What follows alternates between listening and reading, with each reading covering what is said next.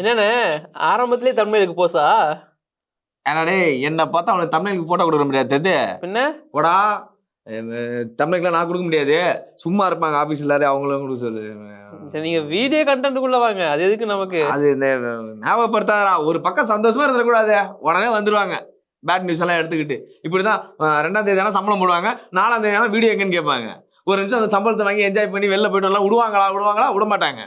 உங்களோட ஓன் மனக்குமுறலை விட்டுட்டு என்ன அது இந்தியா இந்த பக்கம் வேர்ல்டு கப் ஜெயிச்சாங்க சொல்லி சந்தோஷப்பட்டு இருந்தா இப்படி ஒரு சம்பவத்தை பண்ணி வச்சிருக்கானு. என்ன சம்பவம்னா என்ன சம்பவம்னு சொன்னா தானே தெரியும். தோத்துட்டோம்னா நம்ம சிம்பாப்வே கூட. ஆனா ஒரு நல்ல விஷயம் என்னன்னா இது யாருக்குமே தெரியாது. ஏன்னா சோனி லீவ்ல நீங்க பணம் கட்டினா மட்டும்தான் மேட்ச் பார்க்க முடியுன்றதால எல்லாருமே கிரிக் பாக்ஸை தான் பார்த்துட்டு இருந்திருப்பானுங்க. அதாவது கீழே விழுந்தாச்சு மீசையில மண் ஓட்டலாம். ஆனா அது ரெக்கார்ட் ஆயிருக்கும்ல, ஹைலைட்ஸ் பாப்பாங்கல்ல. அது வேற வருமா? அது வேற ஒண்ணு இருக்கு. இது ஒரு பக்கம் இருக்குன்னு நினைச்சாலும் டிஎன்பிஎல்குள்ள வந்தா செம ஹாப்பியா இருக்குப்பா. அஸ்வின் என்ன ஓப்பனிங் என்ன, 6 விக்கெட் என்ன, ஹாட்ரிக் என்ன, அஸ்வின் என்ன ஓப்பனிங் என்ன, அவ்வளவுதான். இன்னைக்கு நடந்து ஒரு 6 விக்கெட் என்ன, அப்படி தனித்தனியா சொல்லணும். ஒரு பக்கம் team India versus Zimbabwe match, இன்னொரு பக்கம் டிஎன்பிஎல் பத்தி பேச போறோம். ஆரம்பிக்கலாமா?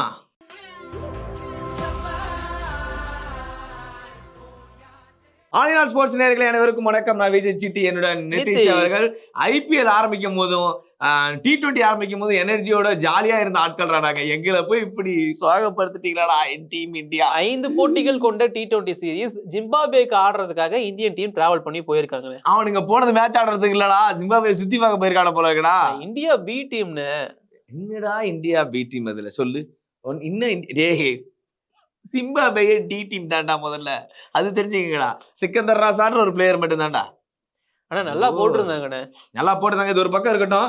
எனக்கு என்னன்னா இந்த மேட்ச் ஜெயிச்சிருக்கலான்ற மாதிரி தான் தோணுச்சு. ஏன்னா இந்த பக்கம் நம்ம T20 வேர்ல்டு கப் ஜெயிச்சு அதோட ஆர்டர் குறையவே இல்லை. நம்ம இன்னமும் செலிப்ரேட் பண்ணிட்டு தான் இருக்கோம். இன்னமும் ஸ்டேட்டஸ் சொல்லிட்டு இருக்கோம். அந்த அது ஒண்ணுனால மட்டும் தான் இந்த மேட்ச் இப்ப மறந்துட்டு போங்கடா அப்படின்ற மாதிரி இருக்கு. இன்னொன்னு இருக்கு, தலை பர்த்டே நாளைக்கு. ஆமா, தலை பர்த்டே அன்னைக்கு இந்த வெற்றியை வந்து டெடிகேட் பண்ணுவான்னு பார்த்தா ருத்ராஜ் மட்டும் 7 ரன் அடிச்சிருக்காரு. தலைபாரு ரீசன் இது கூட பரவாயில்ல. சிக்கந்தர் ரசா 17 அடிச்சிருந்தாரு. 17 ஒன்னு தூக்கிடு 7 வச்சுக்கோ. தலைபாரு ரீசன். என்னடா பைத்தியக்கார மாதிரி பேசுறீங்க நீங்க யோசிக்கலாம். உண்மையாவே இன்னைக்கு மேட்ச் அப்படிதான் இருந்துச்சு. ஆரம்பத்துல பேட்டிங் பண்ண ஜிம்பாப்வே 115 தான் அடிச்சாங்க. இதெல்லாம் ஒரு ஸ்கோரா? எப்படி 8 ஓவர் 10 ஓவர் நினைச்சுக்கிட்டு இருந்தா அபிஷேக் சர்மா அவர் மேல உள்ள நம்பிக்கை தானே 8 ஓவர் 10 ஓவர் நினைச்சா சன்ரைசர்ல அடிக்கிற மாதிரி அடிப்பார் நினைச்சா டக் அவுட். அவ்வளவுதான் அடப்பாவின்னு சொல்லி பார்த்தா சுப்மன் கில் மட்டும் தான் அடிச்சாரு 31 ரன். அதுக்கப்புறம் கெய்க்வாட் 7 ரன். இந்த வேர்ல்டு கப்ல சிவம் துபை தூக்கிட்டு ரிங்கு சர்மாவா இருக்குங்க இறங்கினாரு. Duck out. அது கூட பரவாயில்ல. பராக் 4ஆம் இடத்துல வந்து செம்மையா அடிப்பாருனாங்க. அவருக்கும் பெரிய ஸ்கோர்ல இல்ல, சிங்கிள் டிஜிட்ல அவுட் ஆயிட்டு இருந்தாங்க. இல்ல வாஷிங்டன் சுந்தர் வந்து கடைசி வரைக்கும் டெஸ்ட் ஆடிட்டு இருந்தாரு. பட் கடைசியா முடிப்பாருன்னு பார்த்தா அவரை முடிச்சிட்டாங்க. கடைசியா ஒரு வழியா 5ஆம் பால்ல போட்டு முடிச்சிட்டாங்க. இதனால வந்து பார்த்தா டீம் ஜிம்பாப்வே இந்த மேட்சை சூப்பரா கம்ஃபர்டபுளா வின் பண்ணியிருந்தாங்க. சிக்கந்தர் ரசா 3 விக்கெட் எடுத்திருந்தாரு. சூப்பரா பவுல் பண்ணியிருந்தாரு. இந்த பக்கம் வந்து ஜத்தாரா அவருமே ஒரு 3 விக்கெட் எடுத்தாரு. ரொம்ப இம்பார்ட்டன்டான ஒரு விக்கெட் எடுத்திருந்தாங்க. அந்த ஃபர்ஸ்ட் ஓவர் போட்ட பென்னட் வந்து ஒரு ஓவர் போட்டு மெய்டின் வேற பண்ணியிருந்தாரு. ஃபர்ஸ்ட் ஓவர் சூப்பரா போட்டிருந்தாரு. அண்ட் அது இல்லாம வெல்லிங்டன், பிளஸ்ஸிங் எல்லாருமே நல்லா ஓவர் போட்டிருந்தாங்க. ஜிம்பாப்வே பவுலிங் பார்க்க நல்லா இருக்கு. ஆக்சுவலி சொல்ல போனோம் அப்படின்னா என்னன்னா ஜிம்பாப்வே ஜெயிக்கல, டீம் இந்தியா கேவலமா ஆடுறாங்க அப்படின்னு சொல்ல வரியாடா? நல்லா இருக்கு, நல்லா போட்டிருக்காங்க, அதனால ஜெயிச்சிட்டாங்க. இதுல வேற வந்து கில்ல வந்து கேப்டன் பிரின்ஸா, என்னது பிரின்ஸா, நல்லா இருக்குடா பிரின்ஸோட ஃபர்ஸ்ட் மேட்ச் சூப்பர் பரவாயில்ல. இது ஒரு பக்கம் இருக்கட்டும். கெய்க்வாடைய நீங்க வந்து வேர்ல்டு கப்ல வந்து நீங்க செலக்ட் பண்ணல அப்படின்ற பேச்சுவார்த்தை போச்சு. சூப்பர் ராஜா. அப்புறம் யாரும் எடுக்கணும்? எல்லாரும் எல்லா டெஸ்ட்டுமே முடிஞ்சிச்சா, ரிசல்ட் கிடைச்சா ஓகே. ஒரு மேட்ச் வச்சு சொல்றேன்னு கேட்கக்கூடாது. ஃபர்ஸ்ட் மேட்ச் ஒரு இம்பார்ட்டன்டான மேட்ச் தானங்க. அதுல நீங்க கான்ட்ரிபியூட் நல்லா பண்ணுமா இல்லையாங்க? இந்த மாதிரி 115 ரன் கூட நீங்க அடிக்கலனா அப்புறம் டீம் இந்தியா இல்ல டீம் இந்தியாவோட பி டீம் மாதிரி அப்பலாம் கிடையாது. ரோஹித் சர்மா விராட் கோலி ரிட்டையர்டா அப்படி சொல்லி தானே மனசு தேத்திக்கணும். என்னால தேத்த முடியல. இந்த பக்கம் எனக்கு கஷ்டமா இருக்கு. நான் போய் பும்ரா ஓவர் போட்டு பார்க்க போறேன். பும்ரா ஓவர் ஆமா ஹைலைட்ஸ்ல பார்க்க போறேன். ஹைலைட்ஸ் ஆமா அது நல்லா இருக்கு. ஆமா இவனுக்கு என்ன பண்ணுது? நாளைக்கு வேற தலையோட பிறந்தாடா. என்ன நினைப்பாரு இருந்தாலே? என்ன அதுக்காக என்னென்ன பண்ண முடியும்? இவங்க வேர்ல்டு கப் ஜெயிச்சு கொடுத்தாங்க. நல்லா இருக்குல்ல இந்த மூமெண்ட். 2007 வேர்ல்டு கப்ல இருந்து ஆரம்பிச்சாரு கப்பு பயணத்தை. அவரு விட்டு வச்சாரு எந்த கப்பையாவது. இப்ப இந்தியா ஜிம்பாப்வே மேட்ச் பேச வந்தோமா இல்ல நாளைக்கு கோவம் வருதுங்க? ஜிம்பாப்வே ஜெயிக்கலன்றது எனக்கு கோவம் வருதுங்க. ஜிம்பாப்வே ஜெயிச்சிட்டாங்கண்ணே. இந்தியா தானே ஜெயிக்கல. கொஞ்சம் கடுப்புல நான் எதுவும் டென்ஷன் ஆயிட்டேன்னு நினைக்கிறேன். Sorry for that. அடுத்து இன்னும் 4 மேட்ச் இருக்கு. அந்த 4 மேட்ச் ஏதாவது பண்றாங்களான்னு பாப்போம். அந்த 4 மேட்ச்ல ஜிம்பாப்வே இந்தியா என்ன பண்ண போறாங்கன்னு தான் எனக்கு கவலையா இருக்கு. ஆனா மறந்து கூட இந்தியா ஜெயிக்கணும் வாயில வரல உனக்கு. ஜிம்பாப்வே ஜெயிச்சுட்டு போட்டுமே. நல்ல டீம் தானே, நல்லா ஆடுறாங்க. தோத்துருங்கிறத இப்படி சொல்றான். இல்ல இத தாங்க நான் அதாவது ஜிம்பாப்வே நல்லா ஆடுறாங்க, அதனால ஜெயிக்கலாம் அப்படின்னு சொன்னேன். ஓகே, தலபாரி எடிசன் 7 நம்பருக்குள்ள எல்லாரும் அவுட் ஆகுது வாய்ப்புகள் இருக்கு. Sikandar Raza for a reason. Sikandar Raza for a reason. உண்மை அதாங்க, சும்மா ஃபன்னுக்காக பேசிட்டு இருந்தோம். டீம் ஜிம்பாப்வே செமையான ஒரு கிரிக்கெட் ஆடி இருக்காங்கன்னு சொல்லுவேன். ஏன்னா இந்தியா ஒரு பக்கம் வந்து சூப்பரான சாம்பியன் ஆயிட்டு உலகமே கொண்டாடிட்டு இருக்கும்போது ஆக்சுவலி அதான் நீங்க சொல்லிட்டு இருந்தீங்களா, இந்தியா வந்து ஸ்ட்ராங்கான டீம் தான். கில், அபிஷேக் சர்மா, ருத்ராஜ் கெய்க்வாட், ரியான் பராக், அதுக்கப்புறமா ரிங்கு சர்மா பெஸ்ட் ஃபினிஷர். வாஷிங்டன் சுந்தர் நல்லா ஆடுற பிளேயர் தான். வாஷிங்டன் சுந்தர் ஒரு பக்கம் தட்டி கொண்டு போனார், ட்ரை பண்ணாரு, முடியல. அவர் ட்ரை பண்ணாரு, முடியல. அவ்வளவுதான், லாஸ்ட்டா முடிச்சுட்டாங்க அவரை. அண்ட் இது ஒரு பக்கம் இருந்தாலும் இன்னொரு பக்கம் வந்து தமிழ்நாடு பிரீமியர் லீக்குள்ள வருவோம். டிஎன்பிஎல் வேற லெவல்ல இருந்துச்சுன்னு தான் சொல்லுவேன். ஒரு பக்கம் வந்து திண்டுக்கல் டிராகன்ஸ், இன்னொரு பக்கம் வந்து திருச்சி கிராண்ட் சோலா. எனக்கு என்ன பிடிச்சிருந்துச்சுன்னா அஸ்வின் வந்து ஓபன் வந்து ஒரு மாதிரி நல்லா இருந்துச்சு, நல்லாதான் இருந்துச்சு. ஏன்னா வந்து அவர் கூட இன்னொருத்தர் ஓபனிங் இருந்தாரு பாத்தீங்களா, அவர் தானே 78 அடிச்சாரு. அவர் தான் வந்து ஐபிஎல் ஆடின ஒரு பிளேயர் சிவம் சிங். சிவம் சிங் பஞ்சாப்க்கு ஆனார் இல்லையா, சிவம் சிங் அவர் மட்டும் தான் ஒரு நல்ல ஸ்கோர் அடிச்சிருந்தாரு.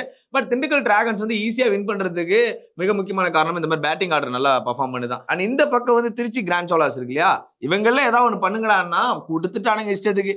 அப்புறமா கடைசியா வந்தான், எங்க இருந்தே வந்தான், கடைசியா விநாயக் மயதர் சொல்லுவாங்கல்ல, அது மாதிரி உள்ள வந்தாரு நம்மளுடைய ஈஸ்வரன். 6 விக்கெட் எடுத்தாரு. இதுல ஹாட்ரிக்கும் உண்டு. நான் அழிக்கிறதுக்காக வந்த அசுரன் இல்லடா, காக்கிறதுக்காக வந்த ஈஸ்வரன்டா அப்படின்னு ஒரு சிம்பு. அவர் மாதிரி அந்த ஈஸ்வரன். கே ஈஸ்வரன். அதாவது அவரோட பவுலிங் வந்து சூப்பரா இருந்துச்சு.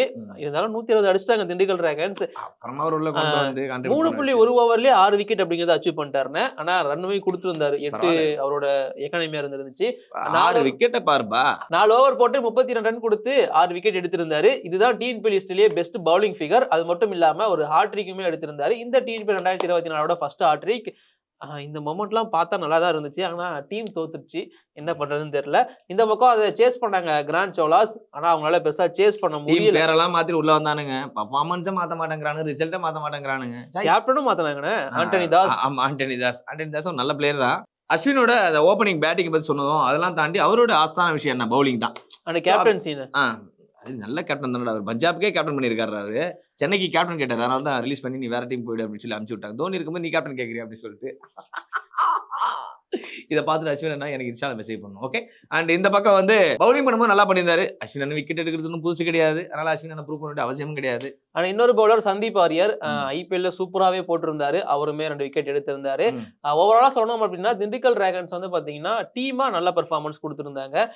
இந்த பக்கம் திருச்சி கிராண்ட் சோலாஸ் வந்து டீமை இன்னும் செட் பண்ண வேண்டியது இருக்கும் அப்படிங்கிற மாதிரி எனக்கு தோணுச்சு. சோ இந்த மாதிரி டிஎன்பிஎல்ல முக்கியமான போட்டியை மட்டும் ரிவ்யூ பண்ணலாம்னு இருக்கோம். இல்ல எல்லாத்தையும் பண்ணுன்னு சொன்னாலும் அவங்க சொன்னா பண்ணிடலாம்.